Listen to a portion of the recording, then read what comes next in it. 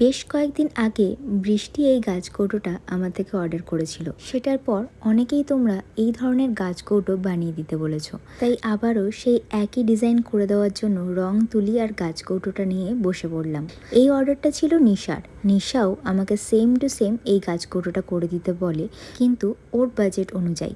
এখানে বলে রাখি, যারা প্রত্যেকেই আমার কাজ পছন্দ করে আমার থেকে জিনিসটা নিতে চাও, তাদের প্রত্যেকের কথা মাথায় রেখেই কিন্তু আমি তাদের বাজেট অনুযায়ী জিনিসটাকে কাস্টমাইজ করার চেষ্টা করি।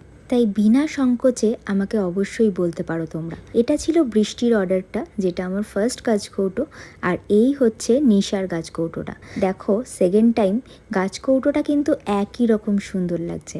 তাই যারা অনেক কিছু ভাবো যে কেমন হবে না হবে, তাদেরকে বলি একটু বিশ্বাস রেখে অর্ডারটা করেই দেখো। তারপরে দেখো তোমার হাতে কিন্তু তোমার বেস্ট জিনিসটাই আমি তুলে দেওয়ার চেষ্টা করব। এর সাথে ছিল নিশার একটা মুকুট। এই মুকুট আর গাছ কৌটোর কম্বিনেশনটা কেমন লাগছে অবশ্যই কিন্তু জানিও।